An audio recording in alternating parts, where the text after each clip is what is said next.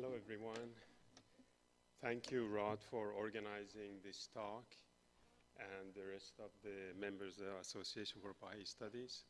And also thank you for coming here this Friday afternoon, evening to listen to my talk. I don't know if you noticed that I walked a little bit weird or strange, and that's because for the last few days, my wife and I have been walking so many hours in this beautiful city that I had an inflammation in my right leg. So if you see some grimaces of pain as I'm standing here, so don't worry, it's nothing serious. I'm feeling much better now.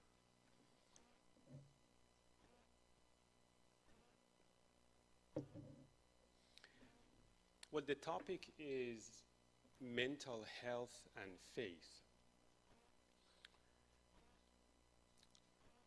What I will going to share with you will be based on the Baha'i writings, mainly the writings of Baha'u'llah, Abdul Baha, and Shoghi Effendi, and also psychology, or at least what I know, the little that I know from the field of psychology and these past 28 years that I've been practicing psychotherapy in different countries. So gave me some ideas about different cultures and how people struggle with mental health. I've been in Canada on and off because I live in Spain. So if by any chance you hear some mistakes in my English, that's the reason. So I apologize for that also. I would like to start with a story because I think that this story somehow sums up the whole topic of tonight. One day someone asks Abdul Baha how one can be spiritual. How can you be connected with God and have and live a spiritual life? Abdul Baha asked the person, how would you fill a straw basket with water? And the person thought for a moment and said, well, you can't. How could you? Because if you fill a straw basket, the water will just comes out because there are holes in a straw basket. Abdul Baha said, yeah, of course. But what if you threw that straw basket in the ocean? Then it's going to be filled with water, and it's going to be filled with water all the time. It's not going to lose any water. So I'm going to talk about some fundamental principles. And after we talk about the foundation, spiritual foundation of life, then we can go on some tips on how to improve our mental health or deal with anxiety. And of course, during the question and answer, then you're free to comment or ask any detailed questions that you want to ask.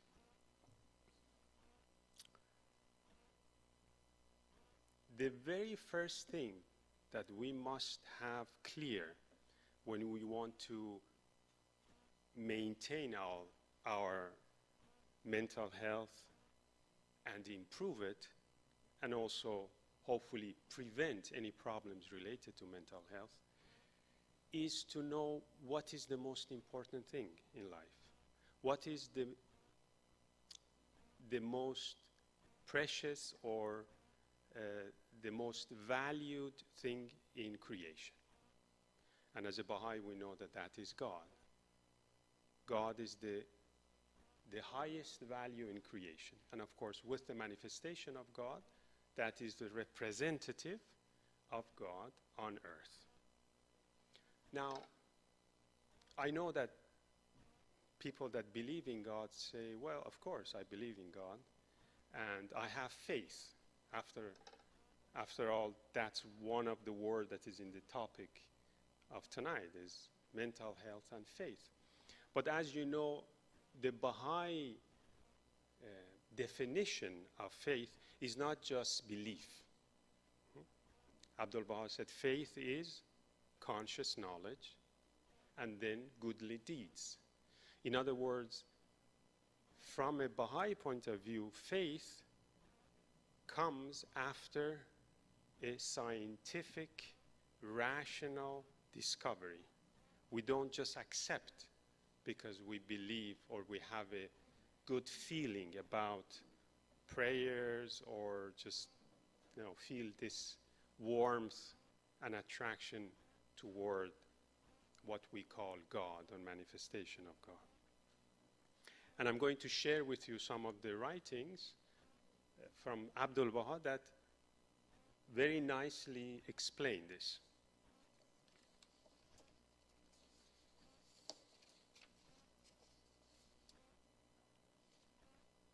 First of all, let's see about in terms of I read and then I explain it later. Better first start with the writings of Abdul Baha, and then we know.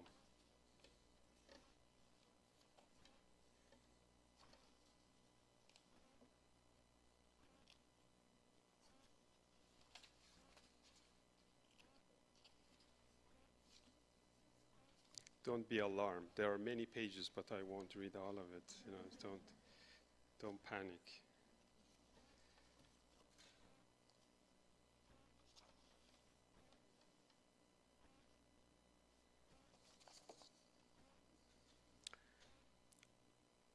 Here is Abdul Baha saying, day and night you must strive that you may attain to the significances of heavenly kingdom, perceive the signs of divinity, acquire certainty of knowledge, and realize that this world has a creator, a vivifier, a provider, an architect.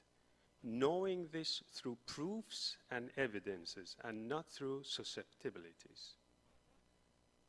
Proof and evidences and not through susceptibilities. Nay, rather through decisive arguments and real vision, that is to say, visualizing it as clearly as the outer eye beholds the sun. In this way, may you behold the presence of God and attain to the knowledge of the holy divine manifestations. As you see, we can't just say, okay, I believe in God, I have faith because it feels good, I just feel it, but I can't put forward arguments. We have to do this search for ourselves to prove it to ourselves that, yes, indeed, there is a creator, there is an architect, a possessor of everything, the Almighty God. And then, ideally, is that we can also be able to explain it to others. But the first step is to be able to understand it through reasons. In another passage, I read the passage and then we'll see that Abdul Baha set forth sort of 3 stages in order to go about proving God to ourselves and be able to articulate it to others. If thou wishest the divine knowledge and recognition, purify thy heart from all beside God. Be wholly attracted to the ideal, beloved one. Search for and choose him and apply thyself to rational and authoritative arguments. For arguments are a guide to the path, and by this the heart will be turned unto the Sun of Truth. And when the heart is turned unto the sun, then the eyes will be opened and will recognize the sun through the sun itself. Then the eye will be opened. Sorry, I just read that. Then man will be in no need of arguments or proofs, for the sun is altogether independent, and absolute independence is in need of nothing. And proofs are one of the things of which absolute independence has no need. So if we go through it, you see that there are 3 steps or 3 stages. The first one is that we have to purify our heart from all the ideas, vain imaginings. Do you remember the first hidden words, the Arabic hidden words? Yeah, we all memorize, you know. O son of spirit, my first counsel is this: possess a pure, kindly, and radiant heart. So Abdul Baha says that's the first. You want to understand God, you want to establish a relationship with God, first purify your heart. The second is using your mind. He says that we must know and prove that God exists, because after he asks us to purify thy heart from all beside God, then he says, search for and choose him and apply thyself to rational and authoritative arguments. And that's one of the distinctive features of the Baha'i faith, that we not only believe that science and religion has to agree, but we believe that science comes from God. Many people think that science comes from human mind and religion comes from God. Well, actually, both of them come from God. Indirectly, religion directly, and science indirectly. And then the third stage is that when you have purified your heart, you have arguments and rational, scientific ways of proving the existence of God, then you obtain the knowledge of God. And it's like knowing, you just receive the sun, receive the rays and the heat of the sun. Then you don't need the proofs anymore, because you have already passed that stage and you just enjoy it. It's like a little child that doesn't know anything about the sun, maybe a 2-year-old child. It's cold, but then goes under the rays of the sun and warms up, and he just enjoys it and knows that, oh, okay, that's nicer to be under the sun than in the shade. No, it feels good. But of course, hasn't applied or is not ready to search and understand that there is an objective sphere called the sun that is responsible for this heat. And that's what we have to do. Sometimes we just feel, okay, we say prayers, and then we feel good. No, so that's nice. It's like standing under the rays of the sun, which is fantastic, but it's not complete. We also need to understand that this sun is objective. There is an objective power that we call God and the manifestations of God. So these are the 3 stages that Abdul Baha suggests when we want to believe in God, when we want to say, okay, I believe in God and I want to nurture my relationship. As you know, religion means relationship. That's the shortest definition of religion, no? Religare, that's where the origin comes, which is relationship.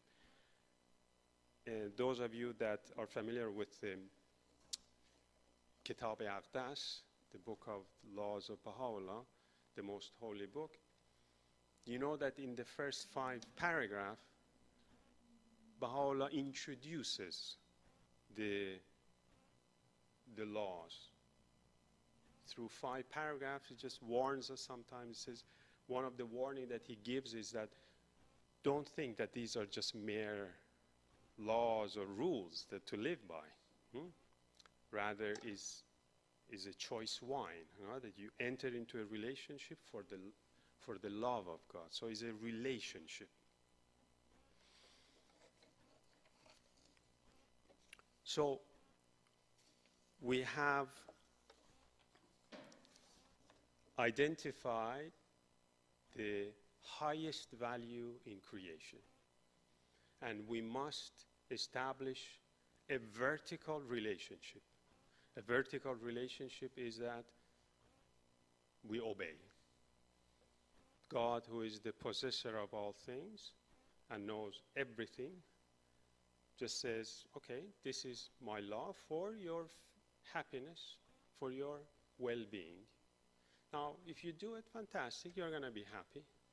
If you don't do it, well, that's okay, but you suffer. In one of the writings of Baha'u'llah, Baha'u'llah says that if you follow my will, you will be happy.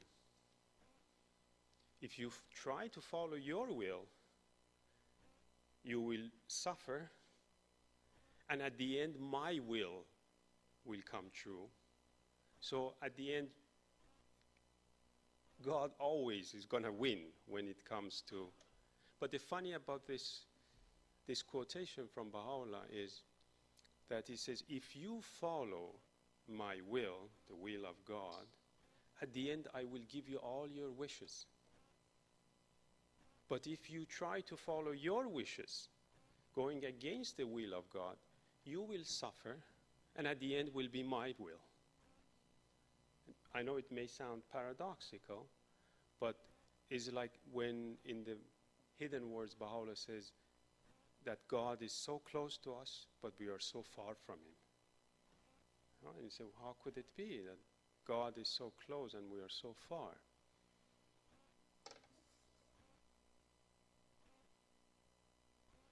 Okay, so we know there is after we did our search and investigation with scientific method, using logic and our rationality, we get to the point that yes, there is a creator, that I must establish a relationship, establish and maintain and improve and enrich. And then Baha'u'llah says there is another kind of relationship, and that is horizontal. Well, he doesn't use the word horizontal, but if I read the passage, you will see that actually it is horizontal. And amongst the realms of unity is the unity of rank and station. It redoundeth to the exaltation of the cause, glorifying it among all peoples.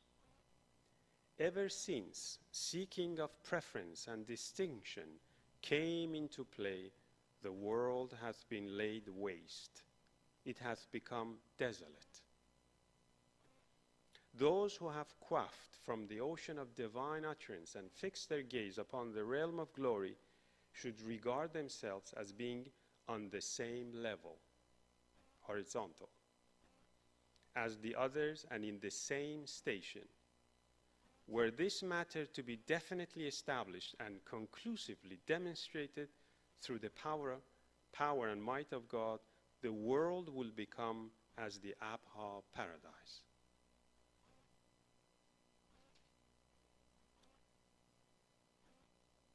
Who do you think Baha'u'llah is referring to when he says, those who have quaffed from the ocean of divine utterance and fixed their gaze upon the realm of glory should regard themselves as being on the same level as the others and in the same station?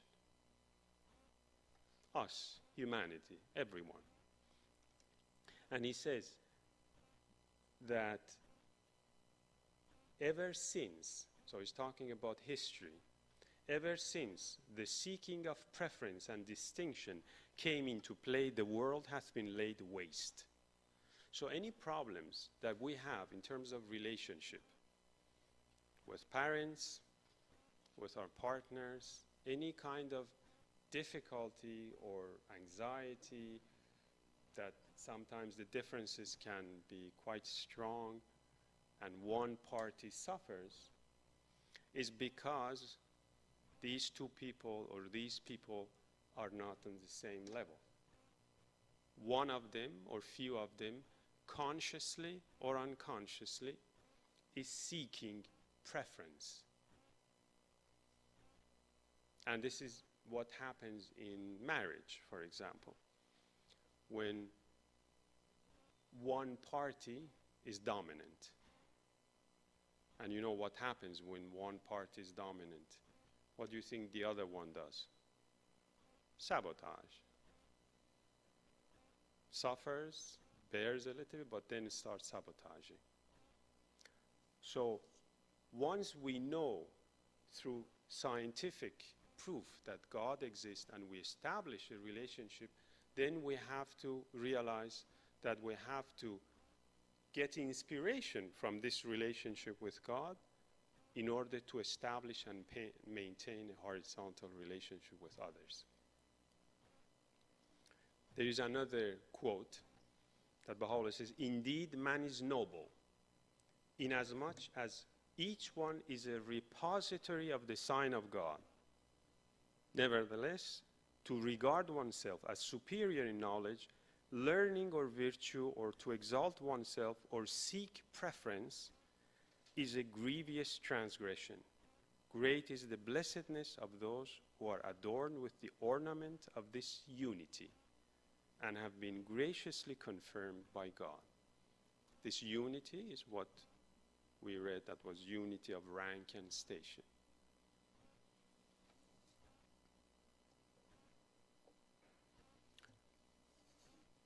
And you all know, well, most of you, if you're familiar, you know that Baha'u'llah says that every created thing reflects one attribute of God, but human being is the repository of all attributes of God. We are like a mirror that are capable of reflecting all these virtues, all the attributes of God. Now, I'm building this foundation, this spiritual foundation. As I said, I can get into strategies of dealing with stress and anxiety and improving our mental health.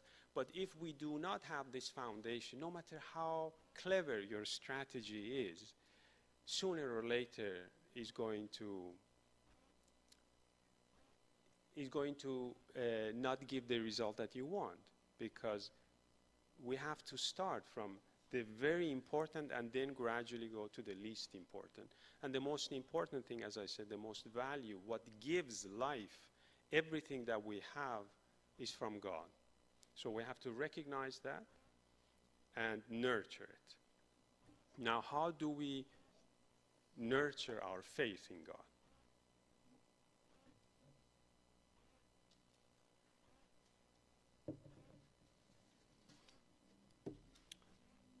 Paragraph 6 of Kitab Aqdas. As I said, 5 paragraphs Baha'u'llah introduces and just prepares us to say, okay, this is not just the book of laws. Don't just see it as, okay, I have to follow this and that, prohibitions or that. No, this is something more. It's a relationship, it's a love relationship. And on paragraph 6, Abdul Baha introduces the first law in the Kitab Aqdas. And which one is that law? Any guess? What's the first law?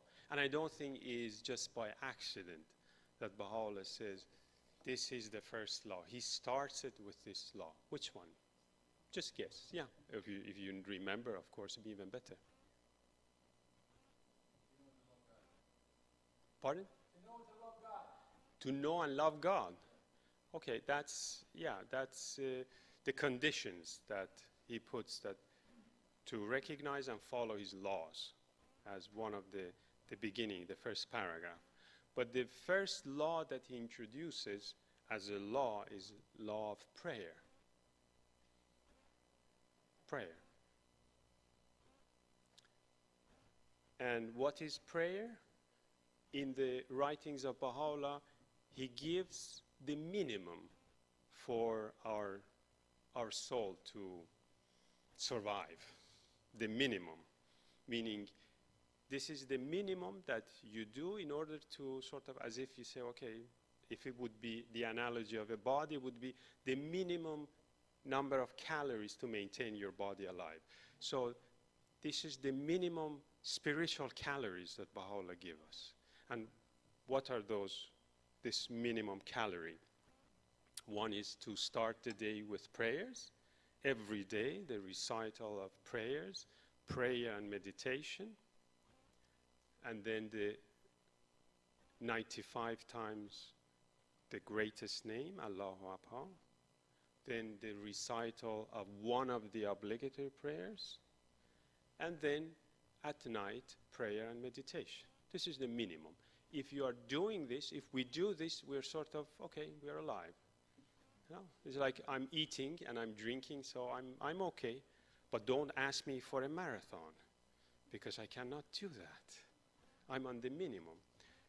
Now, if you don't do that, if we don't pray and meditate in the morning, repeat Allahu Akbar 95 times, say one of the obligatory prayers, and say prayers and meditation at night, if we don't do that, we are sort of very weak spiritually. At least that's my opinion.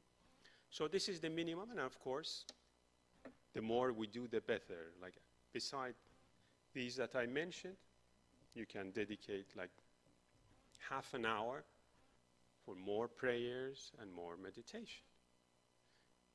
Now we're entering, the foundation. We're entering a little bit into the practical side. I'm sure that you've heard now so much about the power of meditation, how good it is for your health. You must have heard that. There's been many scientific research done that meditation, and especially mindfulness, that you are in a meditative state almost all the time, is very beneficial for our health. So that is one of the key principles that we can use, key resource, in order to maintain, improve our mental health. Shoghi Effendi talks about four resources that we have. One is prayer, another one is meditation, the third one is reading the writings to understand better all the laws and principles, and the fourth is service, action. Now, many people, what I have come across in the Baha'i communities is that, the culture of prayers are very present in our communities, but not so much meditation. And the reason is that Baha'u'llah has given directions for prayers, but meditation is left open. So you can choose. People have asked the guardian what kind of meditation, what techniques, and the guardian said, well, you're free to just read and inform yourself and pick one that you feel. But we must do that. Abdul Baha talks about meditation, and he says you can't do two things at the same time. You can't be meditating and repeating something. And this is one of the misunderstandings that some Baha'is have, that I've heard, that they think repetition of 95 times Allahu Akbar, like a mantra, they think that's meditation. That's not meditation. Meditation is, as Abdul Baha says, is to be silent. And Abdul Baha says you pose a question to your spirit, and then the spirit answers. And you must be silent. And of course, first you say prayers, you can do repetition of mantras or Ya Baha'u'llah, and then sit quietly and meditate. And of course, you can also meditate on some writings.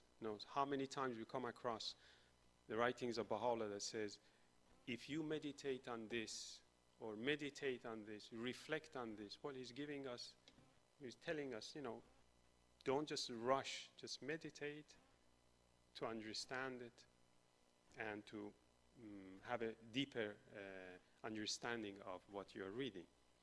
So prayer and meditation, and as I said, meditation has been proven that improves our mental state, our emotional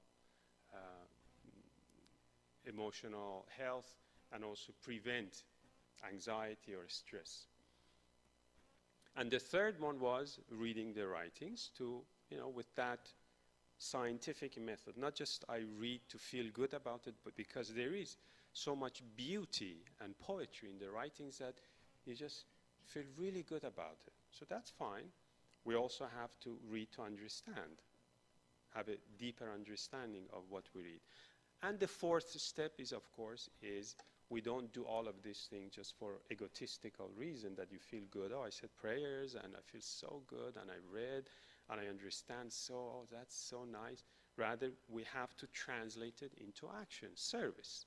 See what our neighborhood needs, what kind of service we can give to people around us, whether through Baha'i activities or any other activities that improves the life of people around us.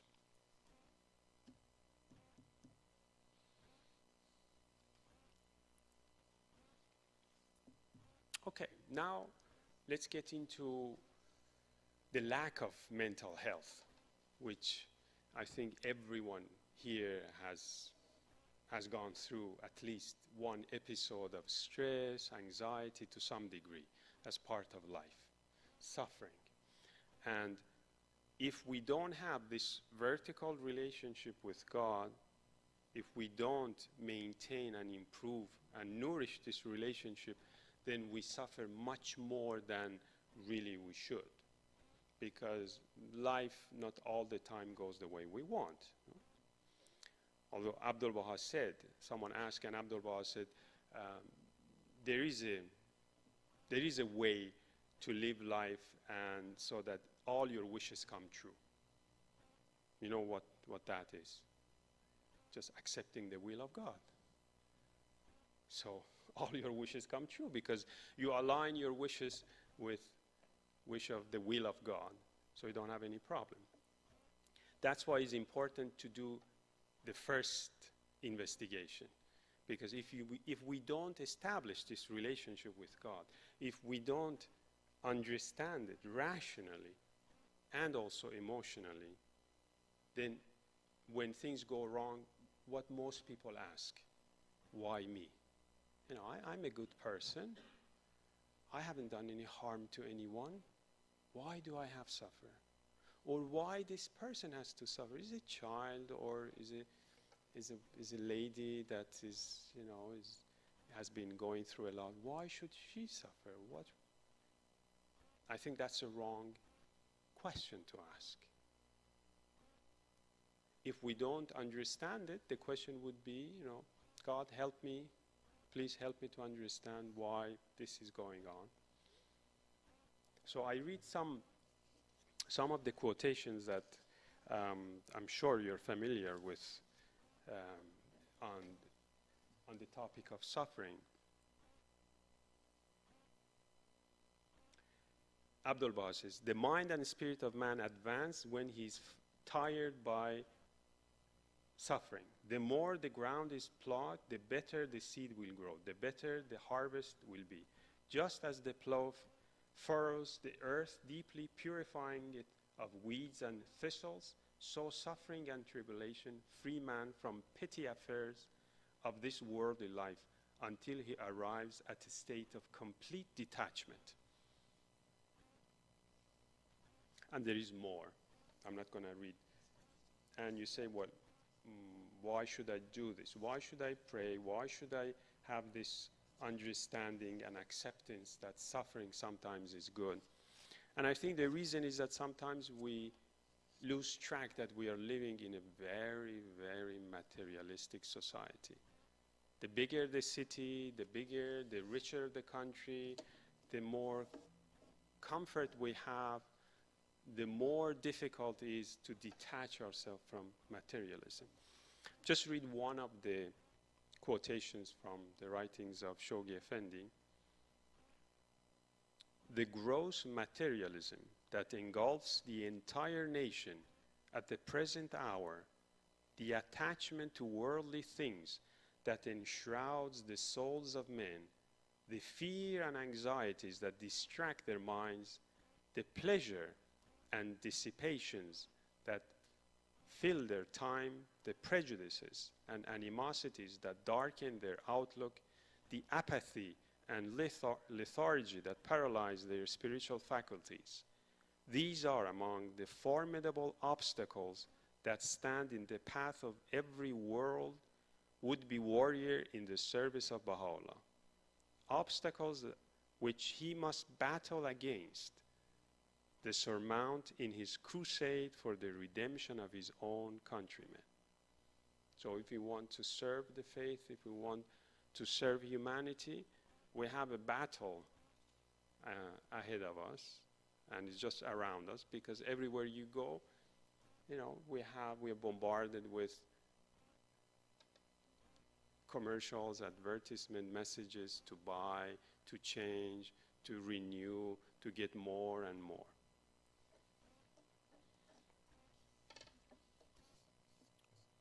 There was a priest one day that was preaching, and was preaching about forgiveness, and that we don't want to, but we have enemies, and we should forgive those that we consider are our enemies. So he asked the congregation,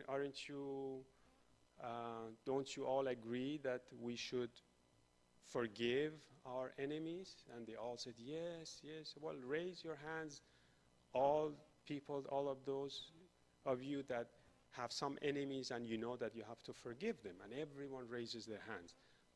But just one very old lady, like 95 years old, and just sitting there and staring at the priest. So the priest becomes very curious and says, I want to know what's your secret. You must have such a pure heart that you don't have any enemies. What's your secret? And the lady said, well, I outlived them all.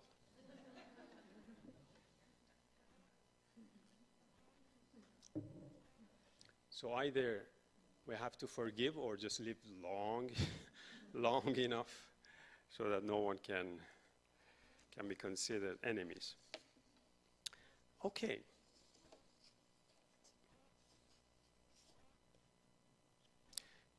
I mentioned the will of God, and sometimes we have difficulty and say, okay, where do you draw the line? Will of God, that means that I don't do anything. I just, if everything is will of God, then what am I supposed to do? So if God just has a will for me, then I just don't have to do anything. Or similar to this are questions that people ask Abdul-Baha and say, well, if God knows what we want, if He is all-knowing, why should we pray?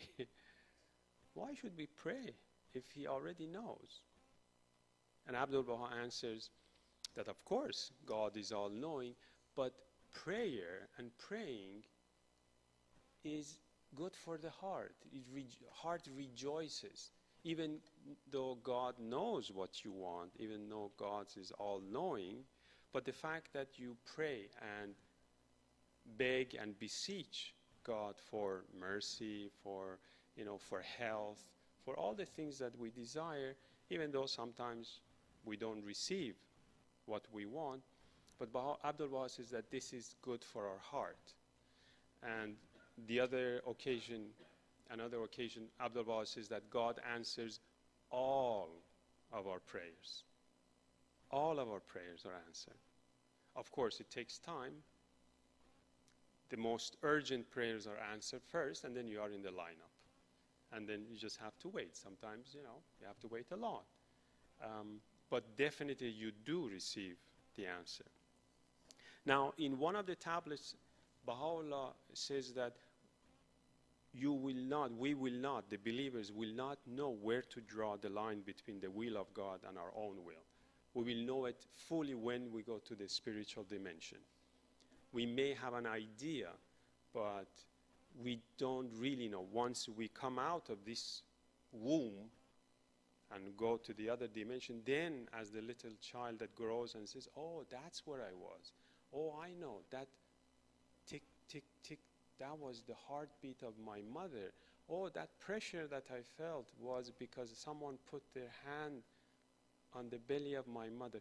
All of these mysteries will be known when we leave this world. But in one of her talks, Ruhiye Khanum gave an analogy of our own desires and actions and the will of God. And he says, it's like the handmade carpets. You're familiar with the Persian carpets, for example. You know that there is a frame, And there are lines, vertical lines, that you call warp, I think, that they are fixed. It's there. And then there are those that goes horizontally, the knots that you make, that they're called weft, I think, or woof, weft or woof. So we cannot touch the vertical ones, but we have choice of what color to choose and put around those vertical to make a knot and make a design. So the rug, the Persian rug, or any rug that you see, carpet that you see, has that frame. The weaver cannot do anything about the vertical lines. It's there. We can't. No matter what you do, you can't fly. You can't just say, okay, I'm going to just open the window and fly, because I think gravity doesn't exist. It's just a social construct. I don't believe in these things, and I'm going to fly. Well, you can't. There are certain things that we cannot do. But there are many things that we can, and we have this freedom of acting and behaving and living our life. And of course, we can never be satisfied. You can never relax. You can't say, okay, for many years I said my prayers, I'm a good person, I pray, I go to the feast, or I help my neighbor, so that's enough. Baha'u'llah says that at the time of death, something happens. We don't know exactly what happens, but it's the ultimate test there. That at that moment, people that were faithful the rest of their life, in that moment, can just lose everything. And someone that wasn't faithful in that moment can become faithful and accept it. I'm going to stop now if that's, if I have lots more to share, but let's see if there are comments, questions. After all, everyone comes with an expectation, an idea that may not coincide with the organizers and myself of what you want. So if there is any question or any comment, feel free to ask.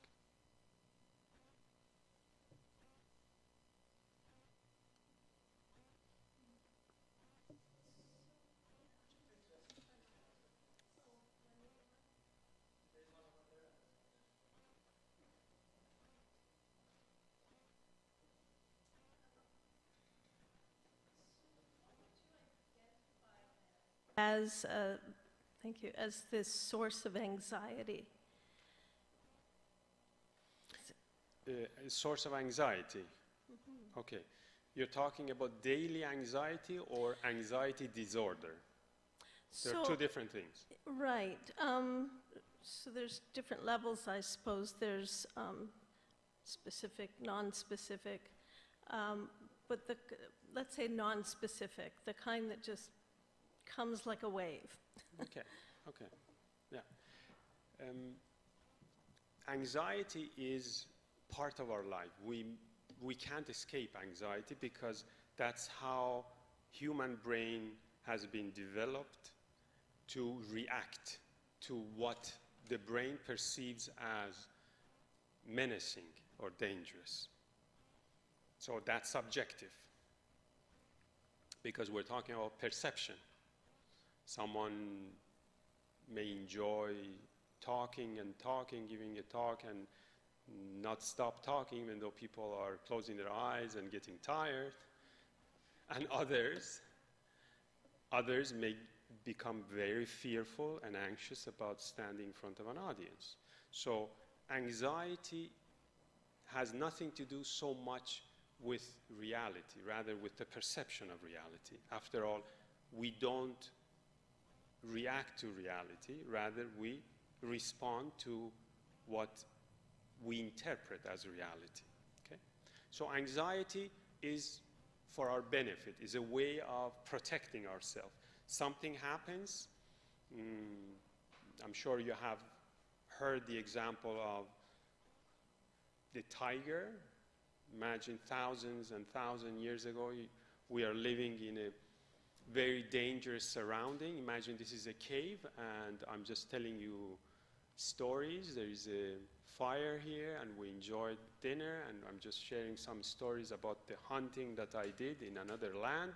And then suddenly, from that corner of the opening of the cave, a tiger sticks his head, and we realize that there is a tiger.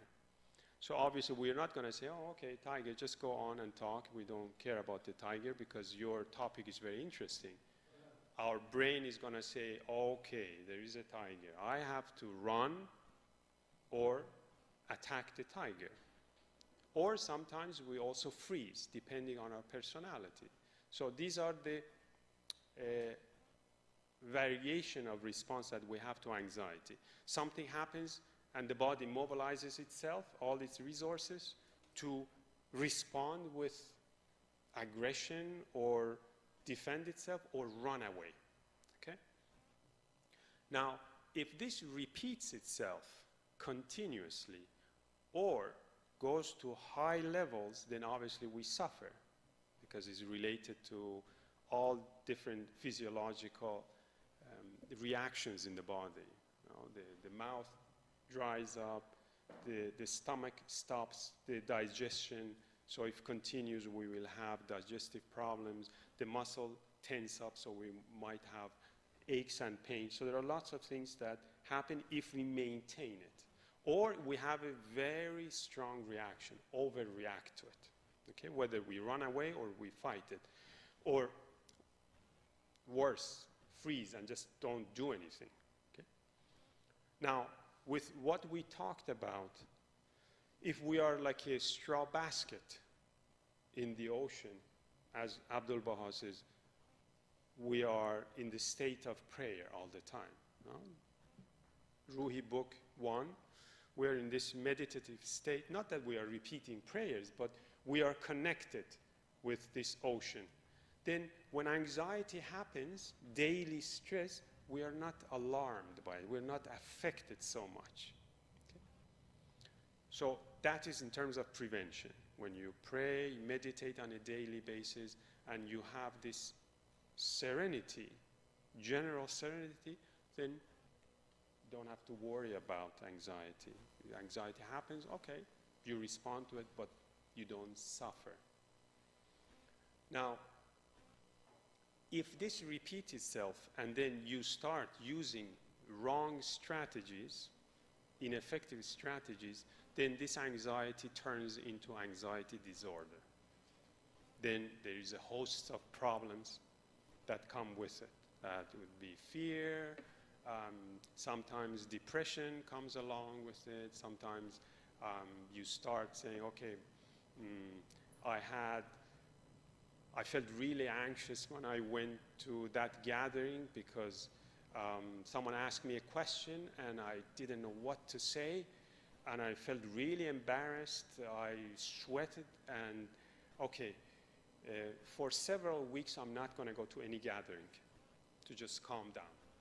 Okay, that's the worst strategy that you can do. That's the best strategy to construct an anxiety disorder.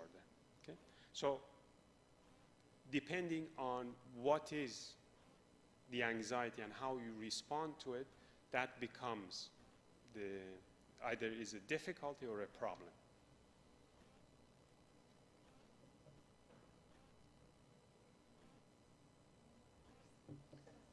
They want you to do some exercise. They want you to walk to the microphone. Go ahead. Okay. I didn't prepare my question, so I hope I express it properly.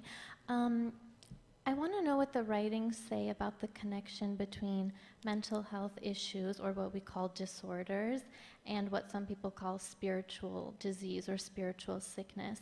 And what is the state of someone who has a disorder? What is the state of their soul? We know the state of their mind. Because I have an issue with sometimes hearing people say that the solution for certain mental health issues is just, or they're lacking spirituality, or they're not spiritual enough or something. I understand the strategies are so helpful, being connected to God, being meditative and all those things, but there must be something more, and I just want to know if you know what the writings say about that. Yes, thank you. That's a very good question, very important to clarify. In the writings, you know that the writings of Abdul Baha especially were translated by different translators, and sometimes they use different definitions, different words to define soul, sorry, or spirit.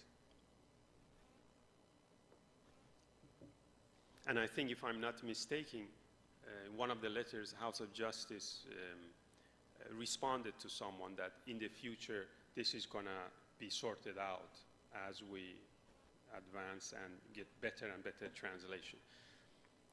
In some of the writings, for example, we find that Abdul Baha talks about spiritual remedies, spiritual illness, where he's talking about emotional, because he also gives some, he says like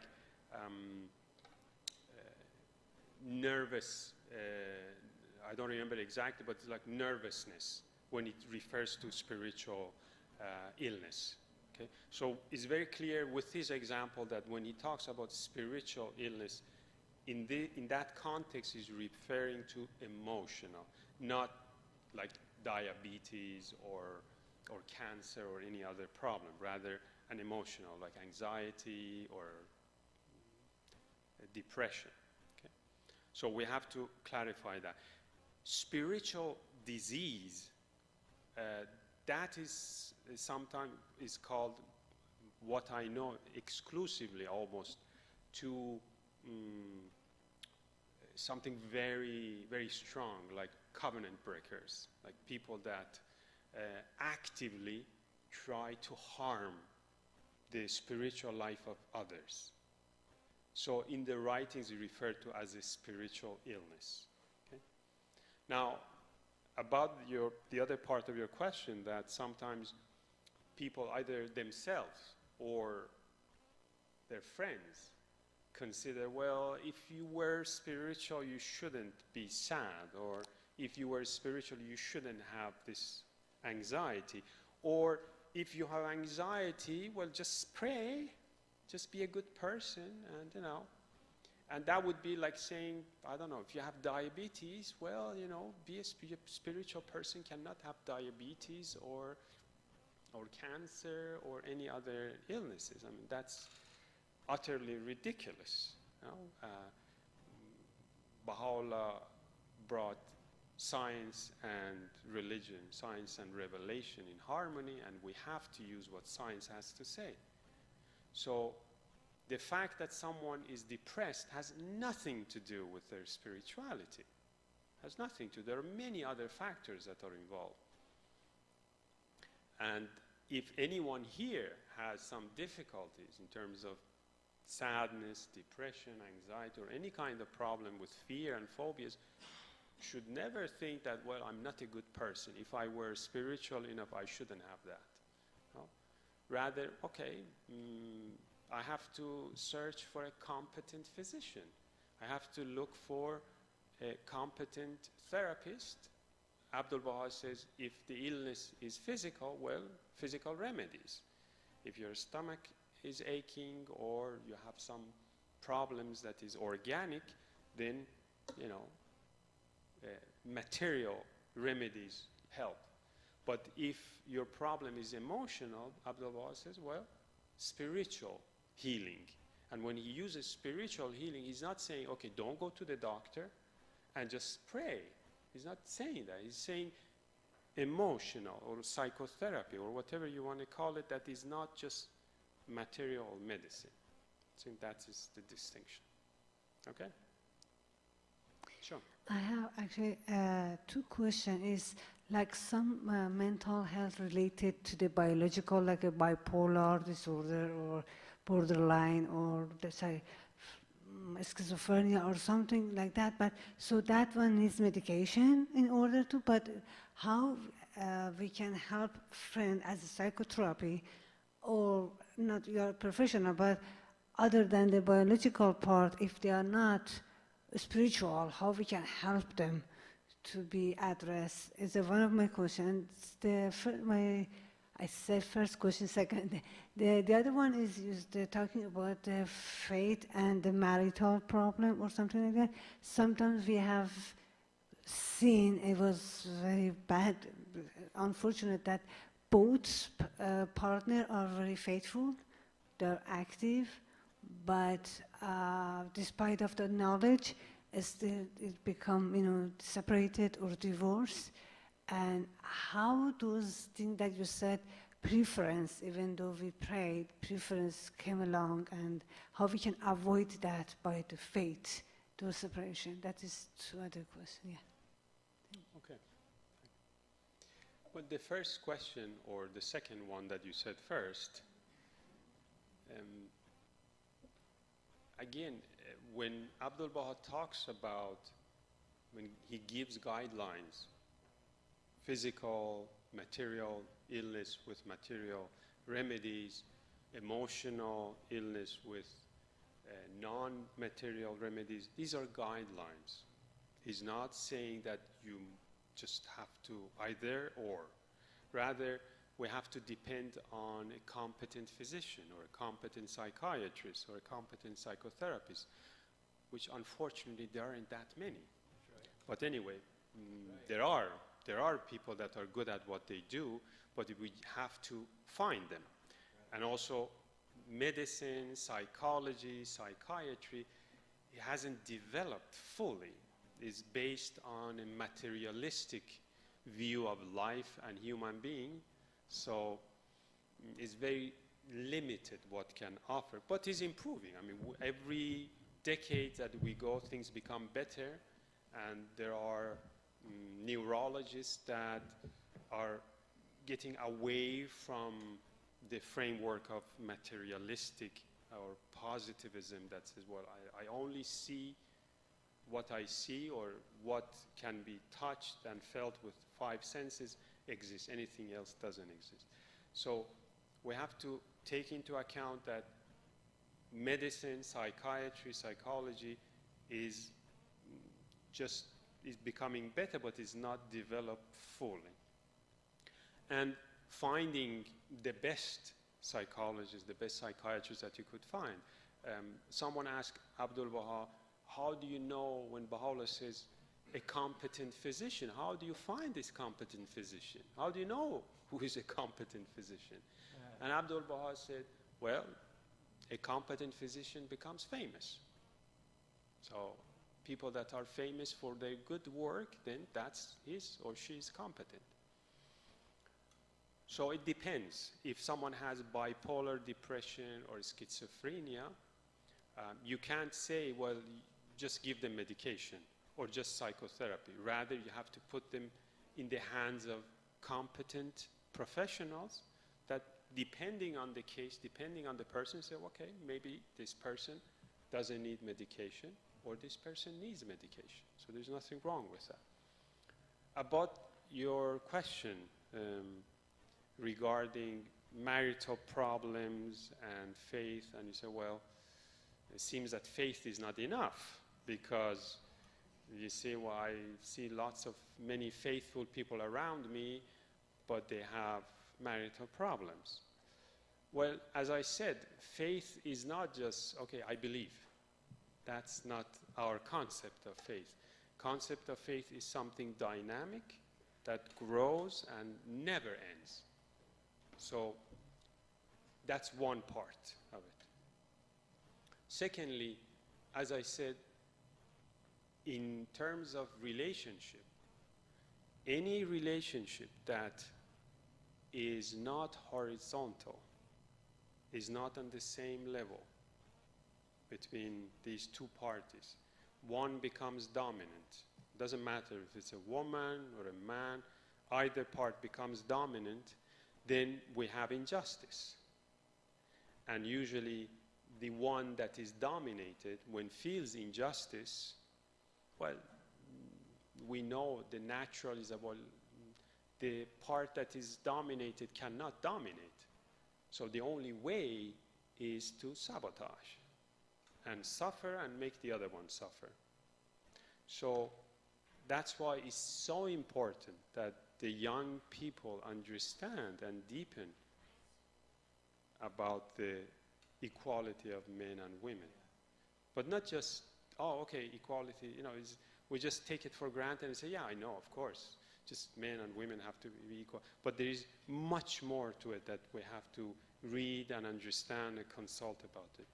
So that is in general, to answer you in general, your question of, okay, why this happens, why between two faithful people there are disagreements, or sometimes even worse, God forbid, divorce, because it's so much cause of suffering for all people involved, is because, well, their faith is not that strong, they didn't make a good choice, and among other factors, they are not committed to work things out. There is no open communication, and also in terms of power, equality, something is lacking. So one has been dominating the other. Usually that's the case. Now, you ask what to do about this. If these people are your friends and you see them that they are going through arguments and they're fighting all the time, well, there isn't much you can do. You can pray, and you can hope that they would pray about it also and seek, well, there are institutions that can help, or professional help. Yes. Yeah, I'd like to share a real-life experience that I had when I lived in New York. I lived through 9/11. I saw the second plane hit. I saw the people jumping out of the building, and they were on fire.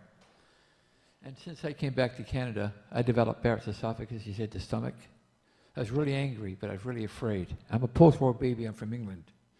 Before we came to Canada, every day we went to school, we saw the houses were bombed out. My father was in the Royal Navy. And what I finally realized is, what was able to get me through 9/11 was faith and prayer. Pardon? Faith and prayer. That's what, I'm a Baha'i, and prayer. And I did try to find some competent psychologist. I didn't find any. Because I knew that it was the first time that America had ever got hit in its own soil. When I lived in New York, I looked for psychologists. I had a psychologist who wanted to give me lots of drugs. That was only to mask what really happened. So oftentimes I've also felt that people have these very cavalier answers, like it's easier said than, but it's easier said than done. And I realized that nobody can ever understand my experience, what happened to me, and I understand. So how could any kind of psychologist or whatever help me? There's no way. And not because I was in resistance, refusal. I just was looking for answers. And it was a long, long siege. And I actually went from 245 pounds, I weigh 160 pounds over 7 years because I couldn't eat. Barrett's esophagus, your esophagus closes up, and I thought I had cancer, I was going to die. But dealing with all this, and I was really angry for a long time. Number one, because of all the victims. And when I lived in England, my father was a coal miner. And the house we lived in was owned by the company he worked for. At 2 different times, I saw my 2 different friends got turned out on the street because their fathers got hurt in the mine. And that made me realize about abuse of power. So all this we're talking about, it's very easy to discuss it. And almost it seems like, and not that you're saying it, but sometimes people have such these cavalier attitudes of how they approach things. And I don't know how people understand the import, the impact of let's talk about the very tumultuous times that we live in. But I do know that being in the Baha'i community, since I've been back, if it wasn't for the Baha'i community, I don't think I would have survived, because I got suicidal over the last 7 years. So that's what, and the only reason that I'm actually aspiring now talking about, the only reason I was able to, I said to my wife before I came, I said, I have to go. And so, because my curiosity was who you were, and I think that all of us have to realize that no matter what problems we have, it's not always easy to say prayers, because you get so tested and so tried, and things come at you that are beyond your capacities. In Baha'u'llah, in the New Era, there's a section on health and healing, and Abdul Baha talks about when people are traumatized. So I'm wondering if you could address real deep trauma like I've described mine. How would you approach dealing with that?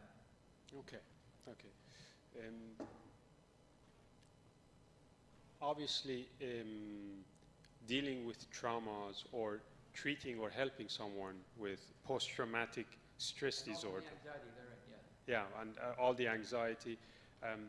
It depends which cases, but in any case, any person has, you have to help them in a different way. But I can give you some general ideas of what I do when I have, I had several people with traumas.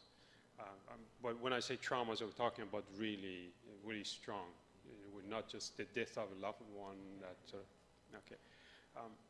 Obviously, as you say, prayers do help, but that is the spiritual dimension. What we want to take into account is that we are not only spiritual dimension, but now that we are here, we are also mental, we have a body, we have emotions.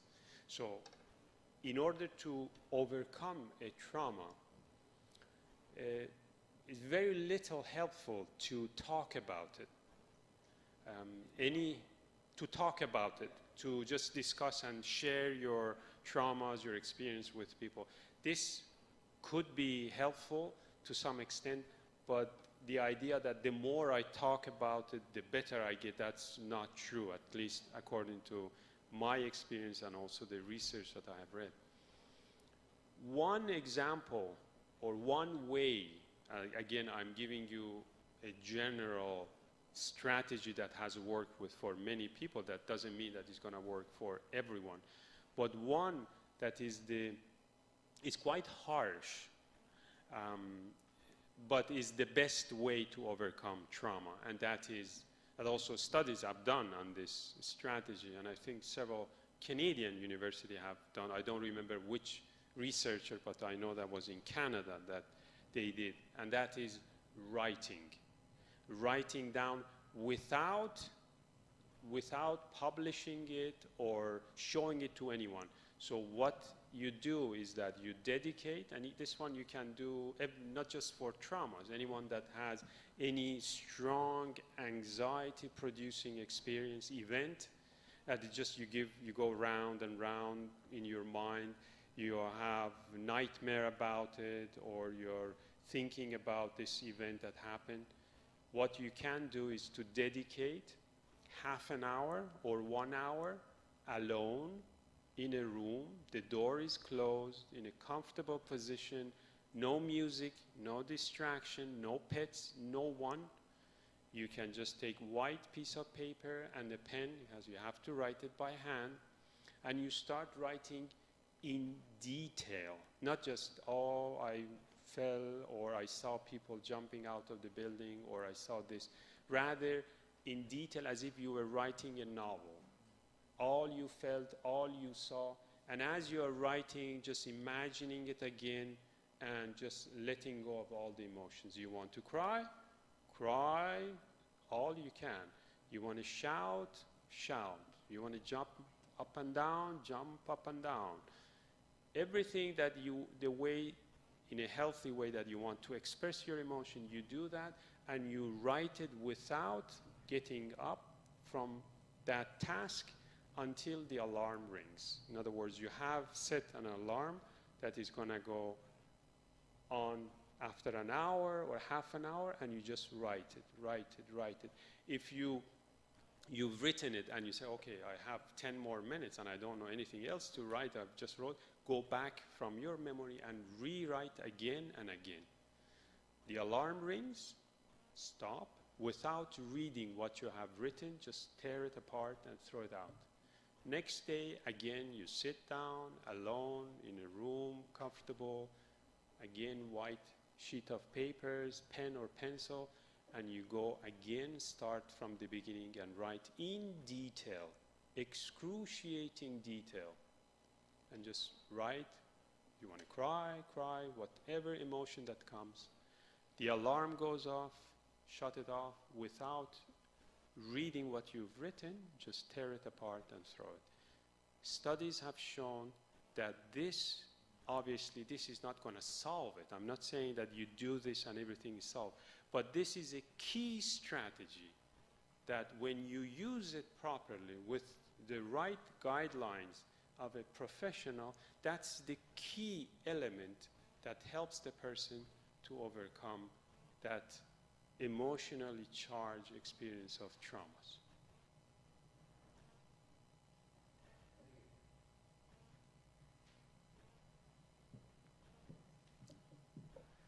Hello.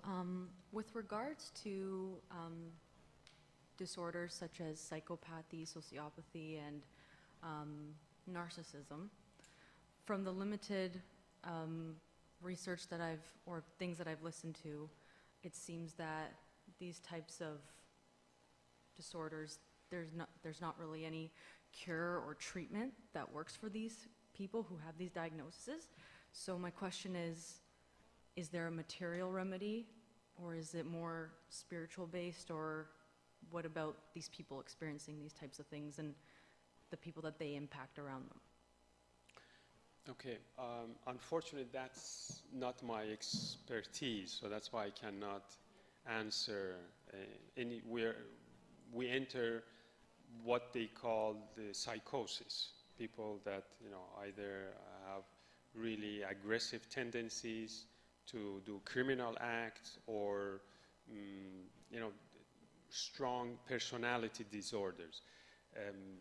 I have, my specialty is anxiety and fears, or what they call it neurosis. That I can tell you about all sorts of things, and I have solved different kinds of problems related to anxiety and panic attack or depression. But what I know is my answer would be similar to what I just explained about schizophrenia and bipolar, is that first of all, we have to consider that science is moving, definitely is moving forward, maybe a bit slow, but it is moving. There are more and more receptive scientists to spiritual dimension. So they are doing their best to enrich scientific area, and that helps us to get to a point that, as Shoghi Effendi says, in the future we will not have these problems. There would be, the science will advance to the point that we will not have such dramatic disorders, so that causes so much suffering for the person and obviously for the people around them.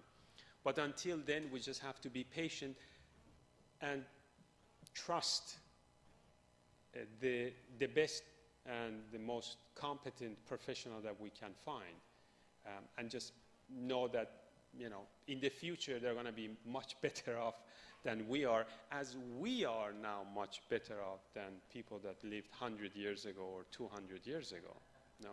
In the old days, they used to make a hole in the skull of people that have mental health problems, or they used to torture them because they thought, well, demon was in their body and we just have to really beat the heck out of them and just so the demon leaves. So with that idea, just being patient.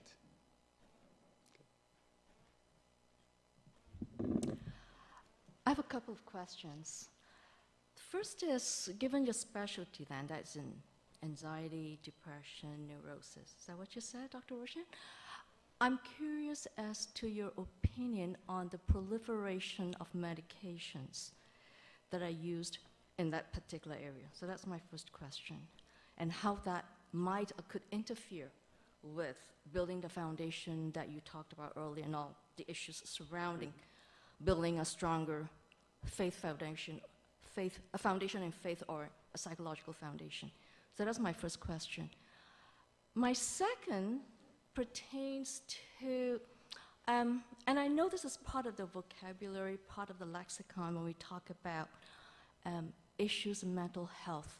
We categorize them, and in many cases we call them disorders. My personal opinion, and I'm in the field myself, is that when we label something as a disorder, we've pathologized it. We have put a very negative spin on it.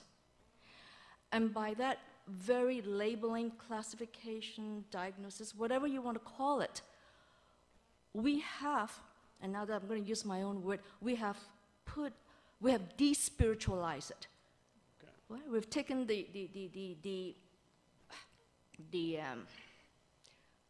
whatever that particular condition serves. It may not necessarily be a pathology, but we have demonized it by calling it a disorder, by labeling it that right away. So I'd like to perhaps, and I know that's not your specialty, but I'd like to hear if you have any opinion on how we might perhaps call it in a way that can soften that negative labeling. Okay. Yeah. Thank you. Well, the fact that there is more and more medication on the market, and the easiest way to help people with is medication, especially for anxiety. Let's talk about anxiety as an example. I would say, according to my experience, 80% of people that suffer anxiety can be helped to overcome their anxiety less than 10 sessions of therapy without any medication. So that puts many of pharma companies out of business, or at least they would suffer a big loss if that happens. And our society is built or at least the economy is built on using and consuming. The more we consume, the better the economy works. So that's also what happens with medication. Not because, I don't think there is some people think that there is some hidden agenda of the big pharma that is trying to over-medicate people. It's just, I think, because they look at numbers. It takes 10 years to research on a medication, and they spend sometimes billions of dollars to really produce a medication. So, you want your money back, investing so much. So you're not going to say, okay, if there are 10 people here that are having anxiety, let's say disorder, not anxiety as a really major problem with anxiety, they're not going to say, okay, just 2 of you may need medication. The rest can get help from a competent psychotherapist. Obviously, the advertising would be, you all need it. And sometimes what happens that people come to me and say, well, my psychiatrist said that I have to take medication for the rest of my life. And there is no scientific basis for that someone has to take medication for life. But that's what we have. We can't do much about it. Again, there is a movement among scientists that are going against over-medication, over-medicalization of mental health or mental problems. But again, we have to wait maybe in 100 or 200 years from now, we are going to see more harmony in the world as big pharma thinks, okay, they get together and say, okay, what can we do to improve people's health and how can we serve humanity? I don't think that's their language now. I think when they get together is, okay, how can we increase our profit? So when we get to that point, then we'll see things happen. Now, as consumers, we have a choice, and we have to be knowledgeable and, again, search for who is competent, who is using their knowledge of medicine and therapy or all alternative treatments so that you can choose. About the terminology that you say, well, the fact that you call a problem a disorder, already you are attaching a negative connotation to it. Yeah, I agree to some extent. I think that's what happens. I usually don't call, when someone comes, my dialogue with people in my practice is not disease-oriented. I don't talk about disorder because I don't diagnose. I don't tell people, okay, you have depression, you have bipolar, or you have... Usually people already come with a diagnosis.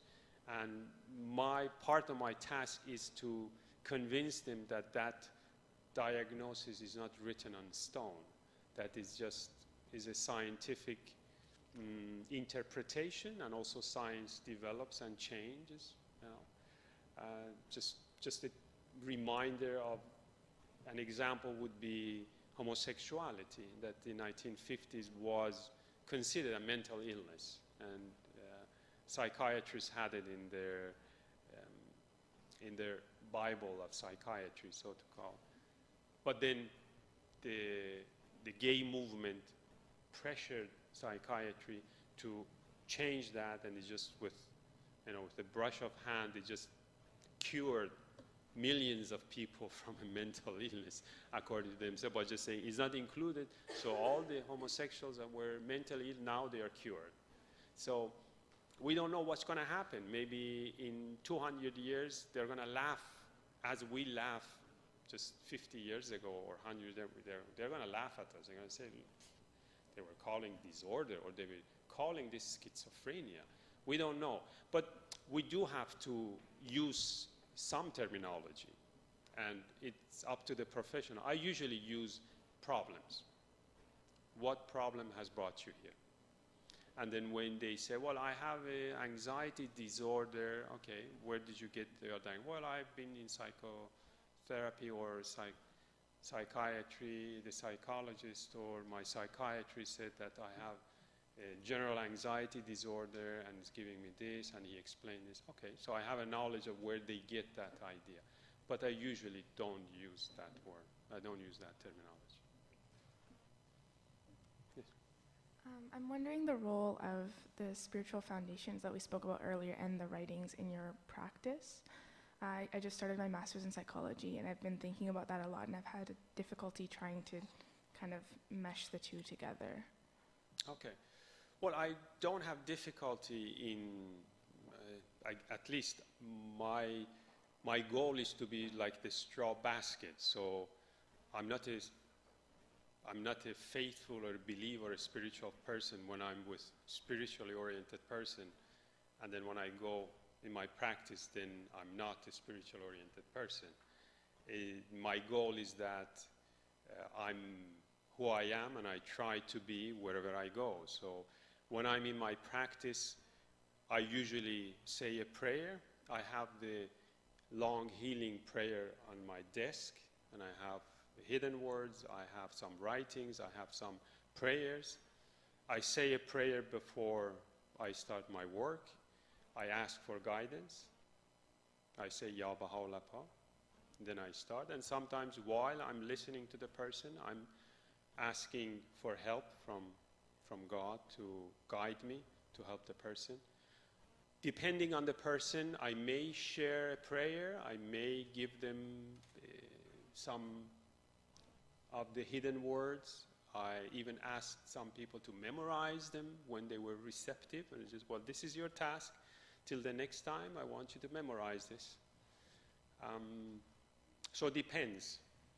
I don't have, okay, now I'm in my practice, I'm a psychotherapist, and now I'm the feast, I'm a Baha'i. I am why I am where I am. No, at least that's my goal. I may not be able to share, I may not be able to reach that goal all the time, but that's my goal. I remember on one occasion, an owner of a sport goods, was a chain of sport goods in north of Spain, came to see me. And he said, well, I have a problem. Someone said that you're good at helping people, and my problem is that I get angry, really angry. I start shouting at all people around me, and then I get upset with myself and say, why do I shout? I shouldn't do that with my employees, because that's not the way to motivate them, and I can't stop that. So help me. How can I talk to them in a positive way? Well, I we talked, I gave them some suggestions. But one of the things that I asked him to do was to memorize one of the passages of Baha'u'llah that is, the Spanish one comes to my head right now, and just I get blocked, so I can't say it in English, which is about a loving tongue, is it? Or is it kindly tongue? Is a lodestone of hearts? Yeah, that's the one. So I said, you know, just memorize it, because I think, I said, this is from a spiritual person that I think is going to help you, because this passage has power. I believe that the writings of Baha'u'llah has power. And I said, well, I didn't say he's the manifestation of God. You know, I didn't preach that person, but I gave a brief introduction about Baha'u'llah as being a spiritual person. And I said, look, he said this. And then I saw in his face that he liked it. And I said, okay, so I want you to memorize it. And just every day, especially when you go to have a chat with your team, just remember that. So, you know, we had 3 sessions. And he was happy. You know, his problem was solved. He just learned to, when he saw people, he remembered, oh, kindly tongue. Okay, calm down, don't shout at them. That's not the way to motivate them or criticize them. You know, so.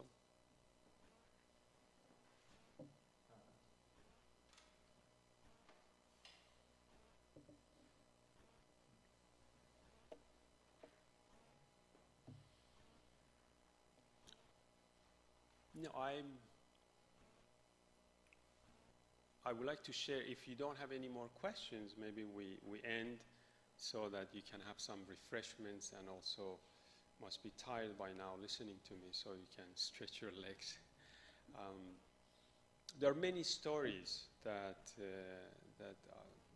I suppose some of them you have heard, but I want to share with you a story about infallibility of God, because that's, as I said, is very important when we establish this relationship. If we don't have a deep knowledge that whatever happens in our life is because God wants it. And I know that may sound controversial, because you say, I mean, all the things that goes wrong in the world and all the suffering, the wars, how could that be? Of course, I don't mean that God wants that people die. God gives us, the Bab says, God has given us the free will to obey God's will. That's what the martyrs do. In one of the tablets, Baha'u'llah says that at the moment when the person decides and is willing to give his life or her life for the faith, at that moment Baha'u'llah gives that person all of his powers. All of his powers. So that person, according to my interpretation, has the power over the executioner. But they don't do that. They don't use the power that Baha'u'llah gives them. They accept the sacrifice. They accept. So it's important to know that God knows everything. Baha'u'llah knows everything. You know, you must have heard of Varga. Varga was a poet. I think was one of the apostles of Baha'u'llah, if I don't mistake. I'm not sure. That he was martyred with his son. He goes to the pilgrimage for the first time, and Baha'u'llah is talking. And all the time he's thinking, I know this person, he's so familiar.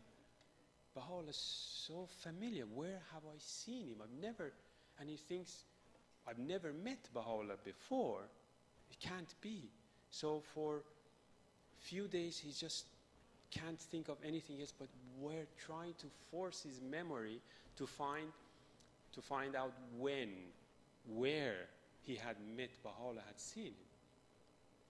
Finally, one day during his talks, when Baha'u'llah was talking to the people that were there, and Varga was there also, Baha'u'llah stops and tells Varga, burn all the vain imaginings, Varga.